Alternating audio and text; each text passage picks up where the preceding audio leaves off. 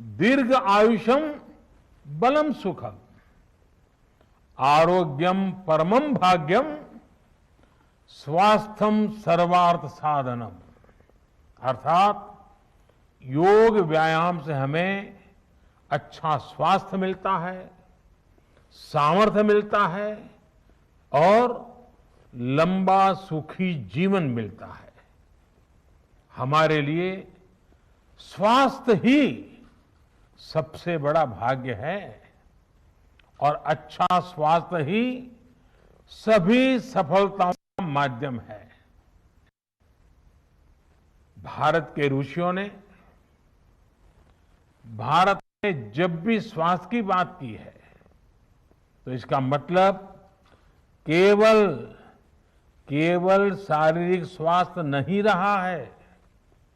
इसलिए योग में फिजिकल हेल्थ के साथ साथ मेंटल हेल्थ पर इतना जोर दिया गया है।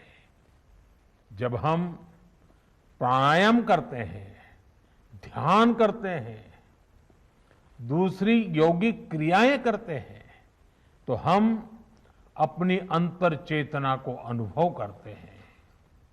योग से हमें ये अनुभव होता है कि हमारी विचार शक्ति, हमारा आंतरिक सामर्थ्य इतना ज्यादा है कि दुनिया की कोई परेशानी, कोई भी नेगेटिविटी हमें तोड़ नहीं सकती।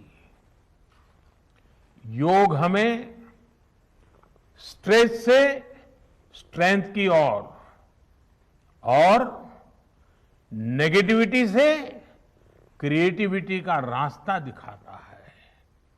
योग हमें अवसाद से उमंग और प्रमाद से प्रसाद तक ले जाता है।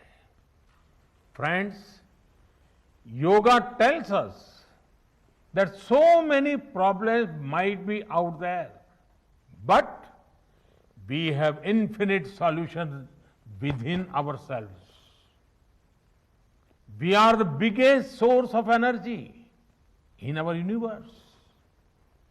We do not realize this energy because of the many divisions that exist. At times, the lives of people exist in silos. These divisions reflect in the overall personality as well. The shift from silos to union is yoga. A proven way to experience a realization of oneness is yoga. I am reminded of the words of the great Gurudev Tagore, who said, and I quote, "The meaning of our self is not to be found in its separateness from God and others, but in the ceaseless realization of yoga of union," unquote. The mantra of Vasudhaiv Kutumbakam, which India has followed since ages, is now finding global acceptance. We all are praying for each other's well-being.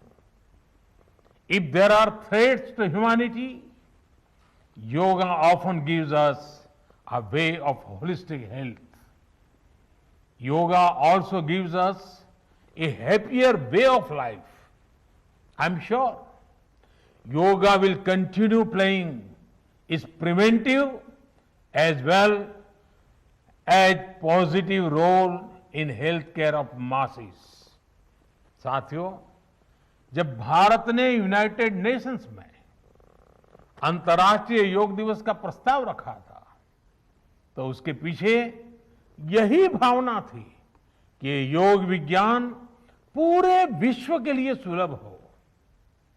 आज इस दिशा में भारत ने United Nations WHO के साथ मिलकर एक और महत्वपूर्ण कदम उठाया है। अब विश्व को एम योगा ऐप की शक्ति मिलने जा रही है।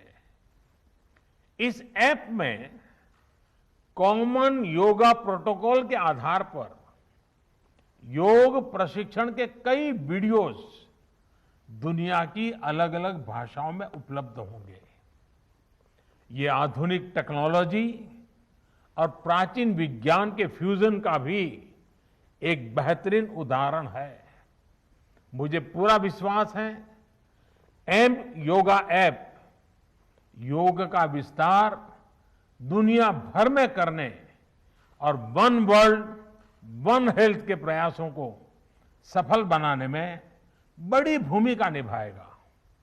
साथियों, गीता में कहा गया है तम विद्या दुख